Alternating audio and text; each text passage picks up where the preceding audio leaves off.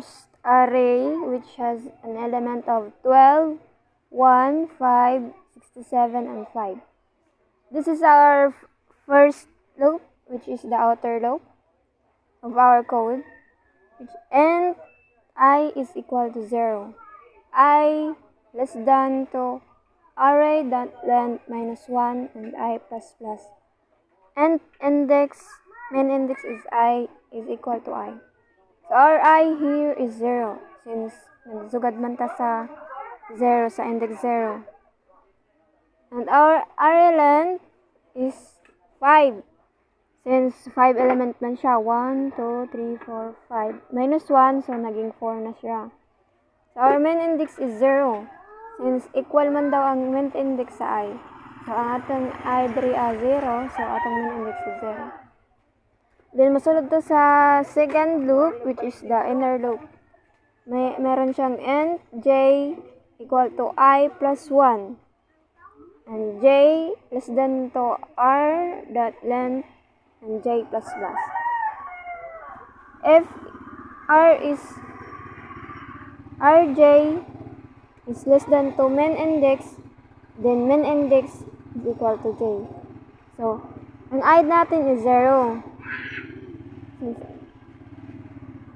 Sabi dito, yung I daw natin is equal to j. So, j, I plus 1, 0 plus 1 is 1. Then, ating main index is 0. 0 pa to. So, if rj less than to main index, so yung array natin j which is 1, so nasan yung 1 dito? 0, 1, 2, 3, 4. So 1. Less than ba daw siya sa atong main index? Yung main index natin is 0. Pila ang element sa 0? 12. Ang 1 ba daw less than ba siya sa 12? Yes. So since nag-yes man siya, mosulod ta ani na loop. So ang atong main index daw ay equal nato sa j. So ang atong main index ganina is 0. Ang atong j is 1. So yung main index natin magiging 1 na siya kasi i-equal daw natin sa j which is 1. Then mosulod na pud sa outer loop is mosulod ta diri sa outer loop which is j plus plus. So magiging 2 na yung j natin. So array j natin 2, 5 less than or equal ba daw siya sa main index natin na 1 is 1 din dito. So since no, di tayo papasok dito. Babalik tayo dito sa j plus plus. So yung j natin magiging 3 since 2 yun kanina. So array 3 j3 is 67 dito. 67 less than ba daw siya sa array na 1 which is my element 1. So, no. No siya. So, di na naman tayo papasok dito. Balik na naman sa j plus plus. So, magiging 4 na yung j natin.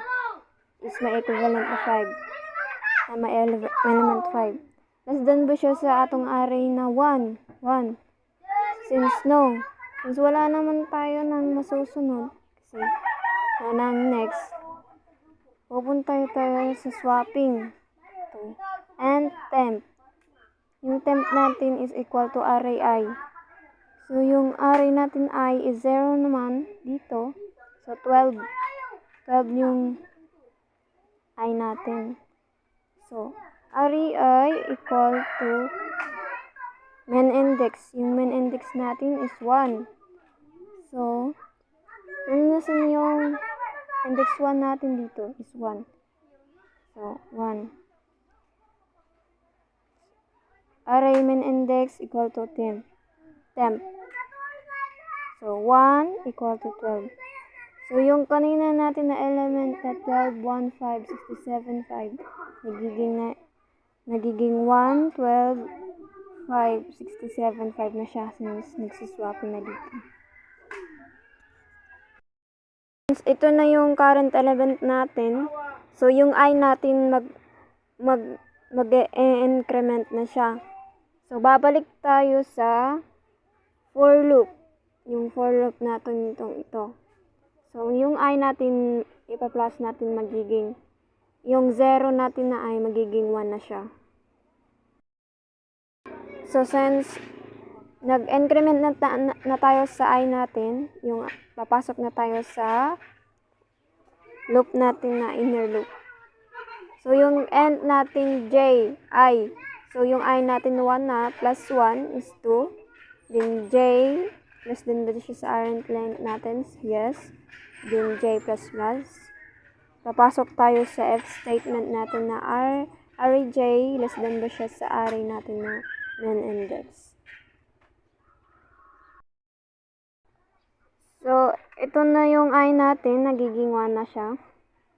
Then, J, papasok tayo dun sa J plus 1 equals 2.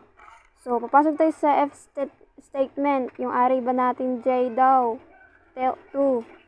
Which is 5. Less than ba daw siya sa atong min index na 1, which is 12. So, since nag-yes man siya, atong min index mausab. Since atong J nato diri 2 man, so magiging 2 din yung min index natin. Kasi i-equal lang daw siya sa J.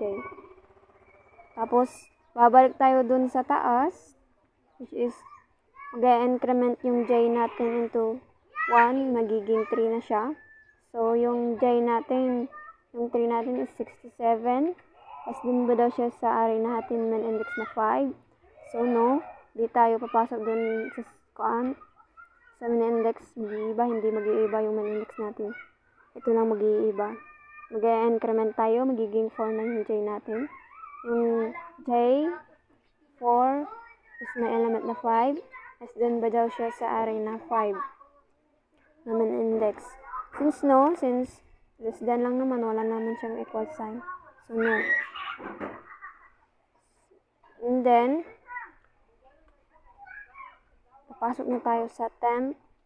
Dito sa swapping, which is yung temp natin, yung I, min index I, is 1, is 12.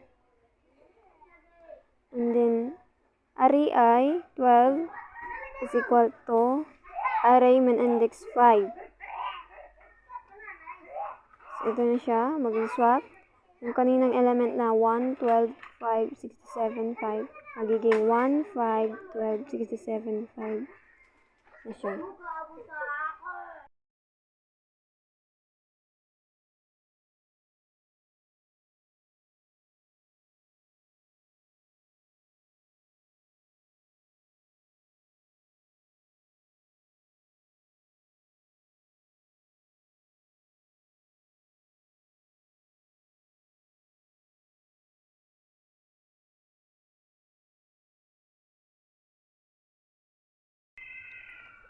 So, ito po siya ang final code sa lahat ng ating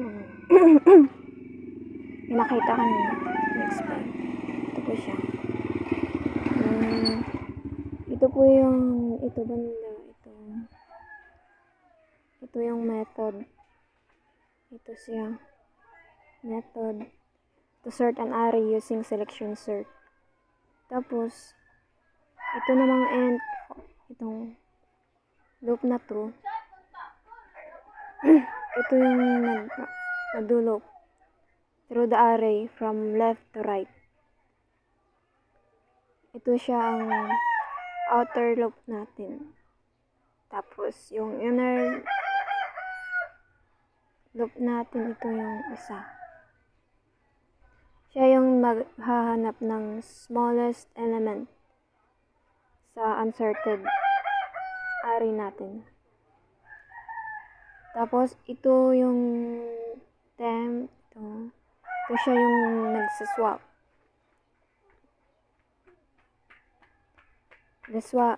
Nagsaswap siya sa yung small element natin sa current element. So, yung dahilan para mag-swap yung element natin into ascending order. Ito naman is yung method ng pag-print ng array. At ito naman ang method to sort and print the 2D array. Ito yung main method natin. It is may element tayo, may tatlong array tayo.